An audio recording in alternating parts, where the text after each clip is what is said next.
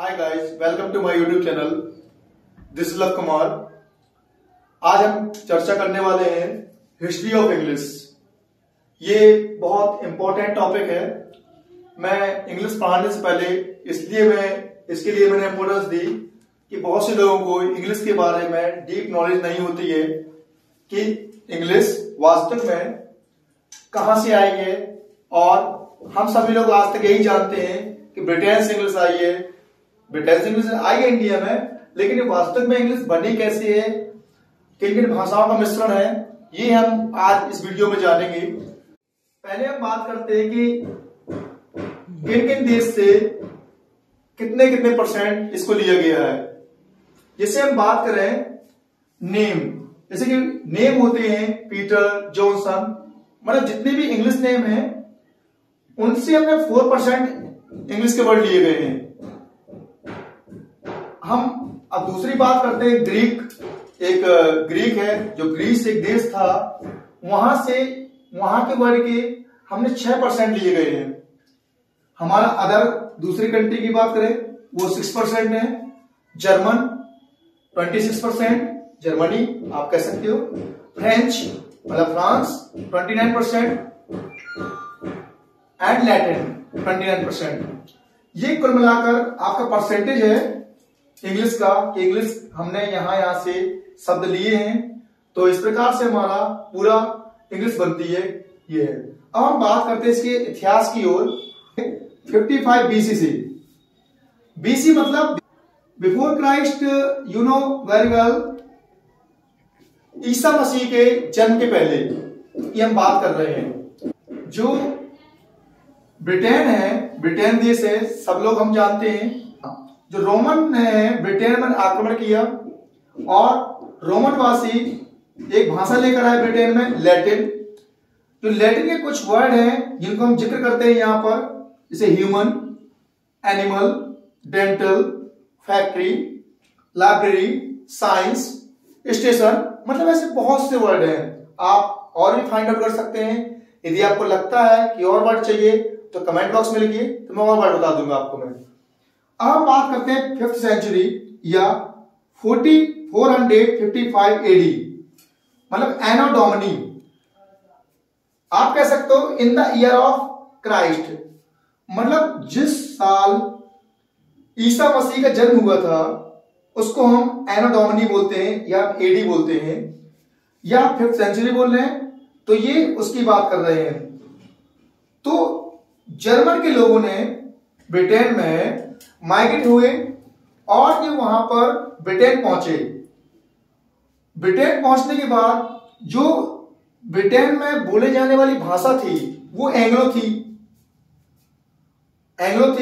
लेकिन जर्मनी के लोग सैक्सनी से आए और सैक्सनी से आने के बाद वहां की जो लैंग्वेज हो गई एंग्लो सैक्सन। जैसे कि उसके कुछ वर्ड हैं जो ब्रिटेन में बोली जाने वाली भाषा थी, ध्यान देना, एंग्लो थी, और जो जर्मन के लोग थे वो सैक्सनी से आए और फिर दोनों भाषा मिलाकर हमने बना दिया एंग्लो सैक्सन। उसके कुछ वर्ड हैं above, again, Apple, good, boy, girl, etc, और एक बहुत से वर्ड है।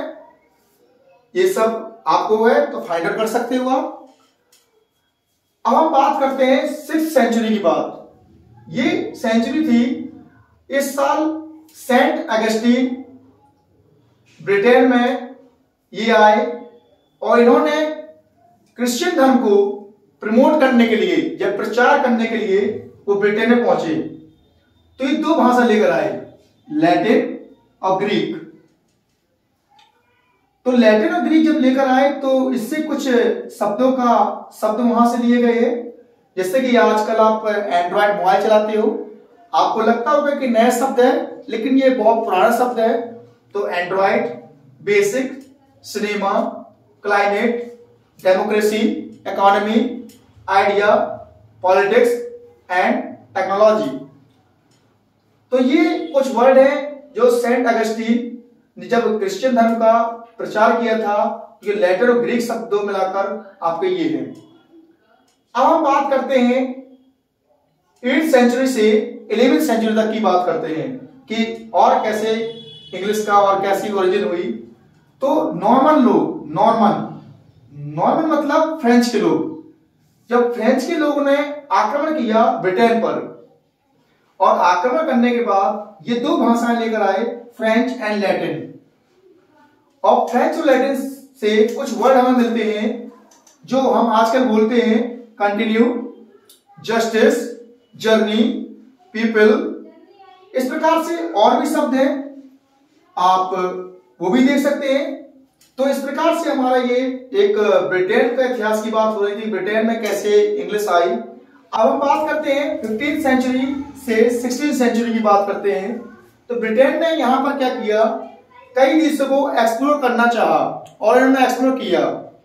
इन्होंने कई देशों की खोज की, उनको फाइंड आउट किया, और जिनसे हम कुछ देश देख सकते हैं। आप इंडिया को जानते हैं क्योंकि हम उस देश में रहते हैं, चाइना जो हमारा पड़ोसी मुल्क है। तो यहां से क्या किया, यहां पर इन्होंने इनकी खोज करी, यहां पर इन्होंने राज किया, और राज करने के बाद हमारे इंडियन से इंग्लिश में कुछ शब्द मिलाए गए। जैसे कि हम बात करते हैं बेंगल, बंगलो, गुरु, पजामा, कॉट, शैम्पू, जंगल, बरामदा, ठग एंड लूट। इस प्रकार से ये वर्ड इंडिया से लिए गए थे। अब जब हम इतना सब कुछ देख लेते हैं इतिहास के बारे में, यहां हमारे इंग्लिश की ये यहां से ओरिजिन हुई, और यहां पर इस प्रकार से इंग्लिश पूरी तरह से कंप्लीट होती है, और इस प्रकार से इंग्लिश पूरी बनती है। तो आपको कोई भी डाउट हो तो कमेंट बॉक्स में देना, मैं आपको उसका आंसर दे दूंगा मैं। तो इस प्रकार से हमने पढ़ा ओरिजिन ऑफ इंग्लिश। तो ये पूरा इंग्लिश था, इसलिए मैंने पढ़ाने से पहले सोचा कि एक बार मैं आपको हिस्ट्री ऑफ इंग्लिश के बारे में बता दूं कि इसकी हिस्ट्री क्या थी, इसकी ओरिजिन क्या थी। तो मेरे को लगा कि आपको बताना चाहिए, क्योंकि क्या है कि 95% लोगों को इस बारे में नहीं है पता। तो मैं चाहता हूं कि जो लोग को नहीं है पता, आप इन चीजों को वो करें, गहराई से देखें, और ज्यादा तो और फाइंड आउट कर सकते हैं आप, और गहराई में जा सकते हैं यदि आप चाहो तो, और नहीं चाहते तो कोई बात नहीं है। मैंने इतना बता दिया है आपको कि इंग्लिश कैसे बनी है, और कितने परसेंट कहां से ली गई है, और भारत से कौन कौन से वर्ड लिए गए हैं, और ऐसे कहां से वर्ड लिए गए हैं। तो हम लोगों ने आज ये सीखा है कि ओरिजिन ऑफ इंग्लिश। और हो सकता है कि इसमें बहुत सी चीजें छूट गई हो, तो इसमें आप माइंड मत करना, क्योंकि मैं हिस्ट्री नहीं पढ़ा रहा हूं, केवल मैंने एक ब्रीफ नॉलेज दी है, कि ब्रीफ मतलब संक्षिप्त नॉलेज दी है कि इंग्लिश की ओरिजिन कैसे हुई है। तो बस आज की क्लास के लिए इतना ही। Thank you and thanks for watching. और आप मेरे चैनल को सब्सक्राइब करें, और कमेंट करें, और लाइक करें, और जितना ज्यादा हो शेयर करें।